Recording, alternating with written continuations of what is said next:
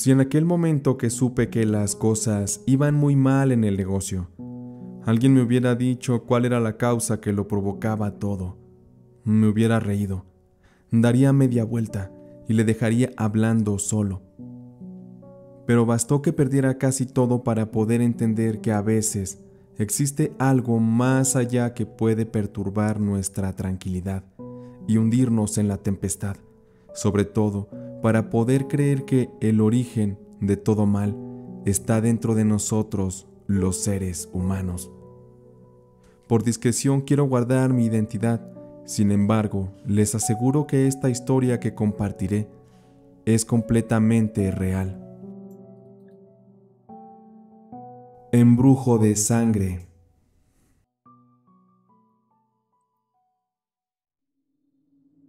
Lo que acaban de escuchar fueron las palabras de esta persona a la que, por razones de anonimato, llamaremos Andrés.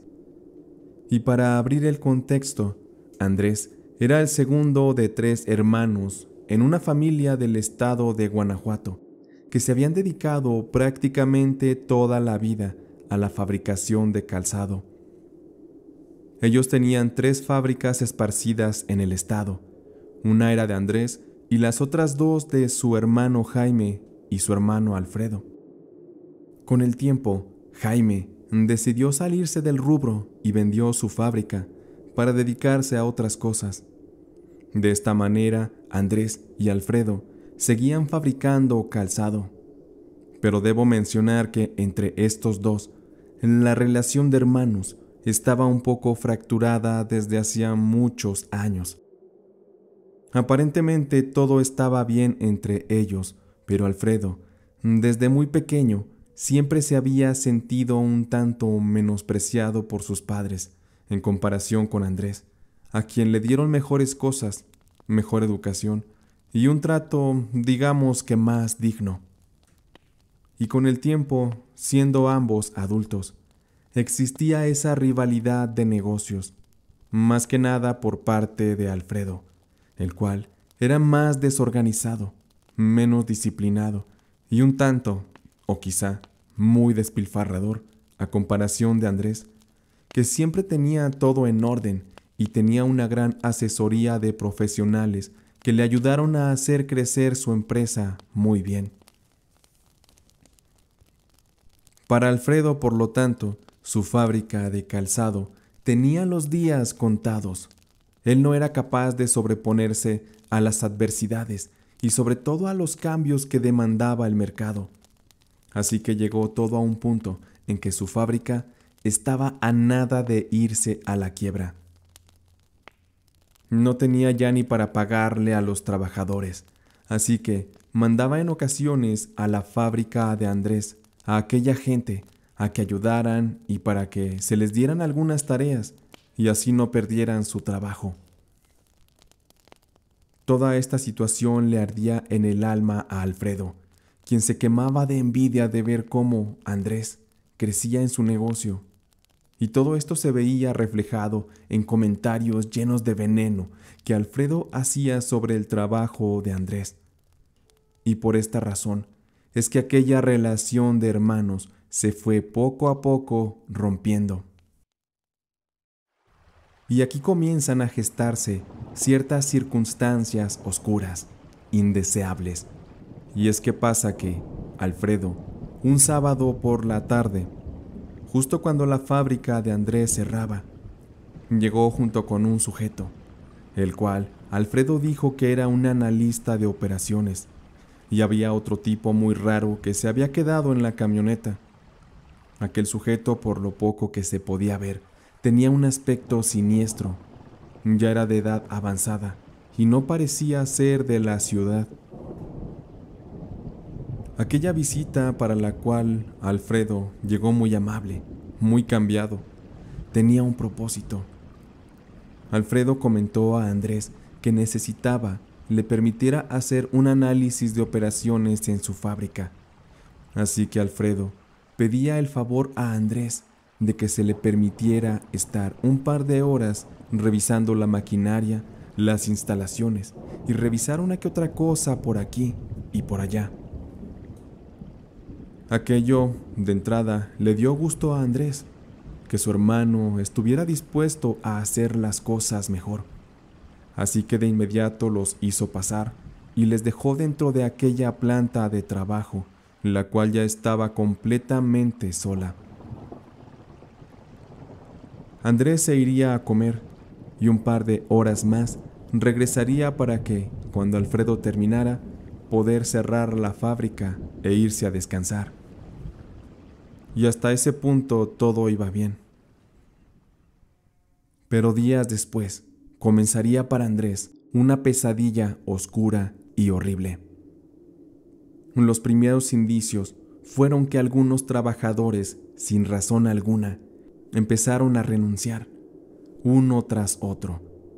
Nunca antes se había visto algo como eso, pero esto solo era el principio, porque también las ventas comenzaron a bajar, y el negocio de Andrés se estaba metiendo en problemas con los negocios a quienes les distribuían el calzado. Todo esto era un problema muy grave, y para ello, Mariana, la encargada de recursos humanos de aquella fábrica, se dio a la tarea de investigar. Ella llamó a varios de los ex empleados para indagar más a fondo, pues en las entrevistas de salida no habían dado mucha información. Así Mariana, después de haber platicado con algunos ex empleados, y ya con los resultados obtenidos, y muy sorprendida de que algunos de estos testimonios de aquellos antiguos trabajadores extrañamente coincidían entre sí. Con esto, Mariana decidió llamar a Andrés para tener una plática en privado, después de que terminara el turno aquel día. Aquella tarde, Andrés venía regresando de un viaje corto, así que llegó directo a la planta. Al entrar, ya no había trabajadores, todo estaba solo, y muchas de las luces ya habían sido apagadas. Así que él iba tranquilo caminando entre la oscuridad de aquella desolada planta.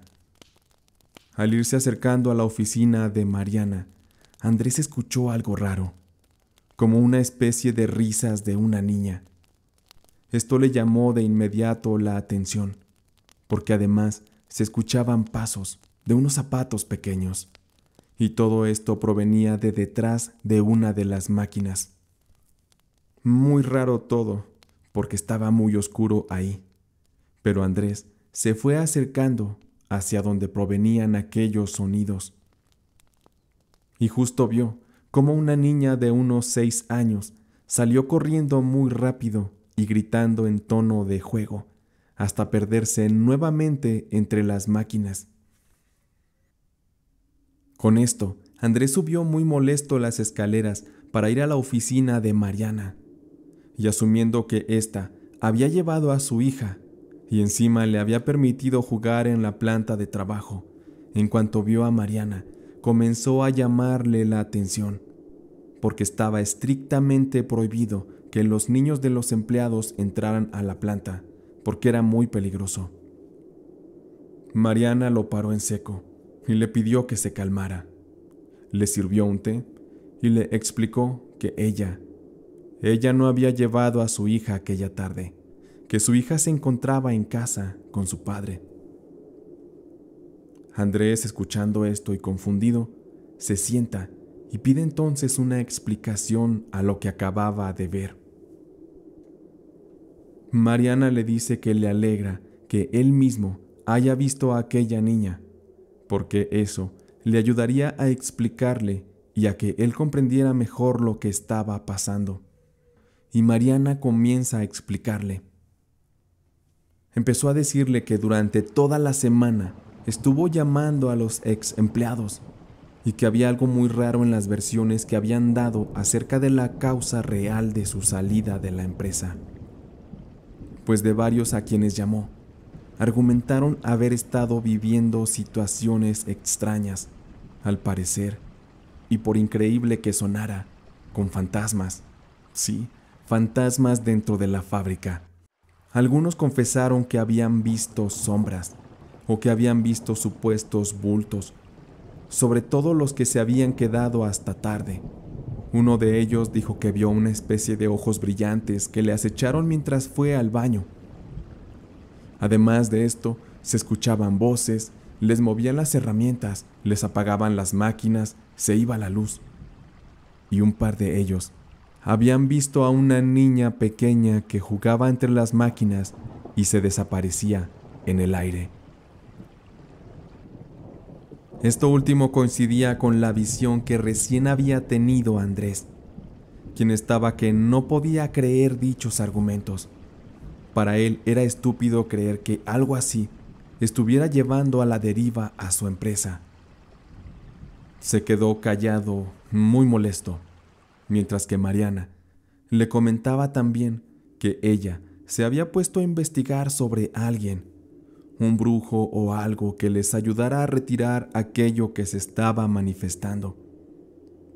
Pese a que ella no era creyente tampoco de esas cosas, no había otra manera de actuar, pues los testimonios de los ex empleados coincidían, además de que Andrés también admitió que lo que vio instantes atrás no había forma de explicarlo. Así que ambos decidieron que aún sin fe en que aquello tuviera buenos resultados, debían al menos intentarlo. Pasaron algunos días y un día de domingo. Aprovechando que no había labores en la planta, Andrés se fue desde muy temprano hasta el municipio de Ocampo para recoger a un supuesto brujo que le habían recomendado a Mariana, para así poder llevarlo a la fábrica. Aquel brujo no hablaba mucho y tenía un aspecto también poco peculiar. Tendría unos 65 años. Era de piel morena y su cabello completamente canoso. Cargaba consigo una especie de báculo, collares con trozos de hueso y colmillos de felinos, también garras como de águila, y cargaba también consigo un morral viejo, roto, donde al parecer llevaba sus utensilios y sustancias para sus rituales. Cuando se bajaron del vehículo, ya estando afuera de la planta, entraron. Aquel brujo solicitó que no se encendieran las luces de la fábrica, esto con la finalidad de que él pudiera visualizar mejor con sus dones las presencias que habitaban la fábrica. Y es que a pesar de ser mediodía, el lugar tenía nulas entradas de luz del exterior. Aquel brujo encendió una especie de cirio, el cual llevaba en su mano, y así comenzaron a recorrer todo el lugar. Andrés confiesa haberse sentido aterrado de volverse a encontrar con aquella presencia, pues ahora ya sabía que la niña que vio no era algo de este mundo. Pasó un rato y aquel brujo se mantenía completamente en silencio, y Andrés le seguía los pasos con tembloroso andar. Llegó el momento de que aquel brujo le pidiera a Andrés que se detuvieran, que con lo que habían recorrido, él ya sabía lo que estaba pasando. Así que el brujo sacó de su morral un líquido, con el que, derramándolo, formó un círculo en el suelo, y después le pidió a Andrés que se metiera dentro de aquel círculo, para después prenderle fuego a este. Andrés, asustado dentro de aquel círculo, mientras se consumía el fuego, el cual el brujo constantemente estaba alimentando para mantenerlo encendido, hizo unos rezos.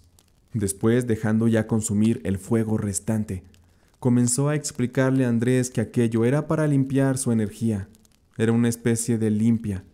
También le dijo que alguien había entrado a esa fábrica a hacer un trabajo de brujería, a sembrar el mal. Literal, el brujo le dijo: tú dejaste entrar a alguien, y ese alguien te tiene mucha envidia, porque tú tienes lo que él no ha logrado tener. Es alguien muy cercano a ti, diría que de tu misma sangre. Sé que mucha gente entra aquí, pero haz memoria, y sé que encontrarás la respuesta. Aquel brujo también le dijo que la tarea para sacar aquello no sería fácil, pero debían intentarlo. porque las fuerzas presentes en aquel lugar eran muy, pero muy poderosas. Y es que el brujo dijo haber encontrado un lugar específico donde la entidad se encontraba, y se trataba de una de las bodegas de la parte de atrás. Así que con miedo Andrés siguió los pasos del brujo hasta dicho lugar. Una vez ahí, aquel anciano hombre le dijo a Andrés que ante él aquellas presencias jamás se manifestarían, porque sabían que él no era débil. Por esta razón, él debía acercarse al lugar donde las presencias se manifestarían, pues él era mucho más vulnerable. Estando ambos dentro de la bodega, Andrés fue hasta el punto exacto donde se encontraba la entidad. El brujo se quedó a unos 4 metros de distancia de él y le dio indicaciones a Andrés. El plan era que aquel anciano haría algunos rezos para llamar a la entidad, y una vez que se manifestara, Andrés debía repetir junto con él otras palabras y rociar una esencia o sustancia que servía para hacerla limpia. Eso sí, el brujo advirtió a Andrés que viera lo que viera, jamás debía cerrar los ojos ni rendirse, porque eso simplemente haría peor las cosas. Y así comenzó el brujo a hacer sus rezos. A sus pies, una copalera con algunas brasas que preparó quemaban algunas hierbas e incienso, y aquel hombre rezaba en un dialecto muy sereno, tranquilo. Él no parecía percibir miedo alguno, al contrario de Andrés, que estaba por quebrarse, porque comenzó a escuchar ruidos en los alrededores. Poco a poco se comenzaron a escuchar los pasos de los zapatitos de aquella niña que él ya antes había visto.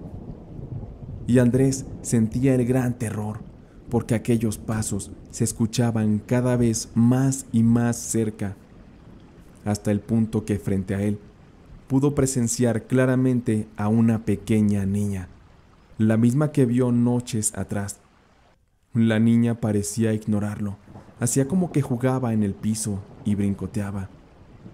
Era impresionante, y más porque el rostro de aquella niña no tenía ojos, solo tenía las cuencas vacías y oscuras, y su apariencia era ligeramente transparente y blanquecina.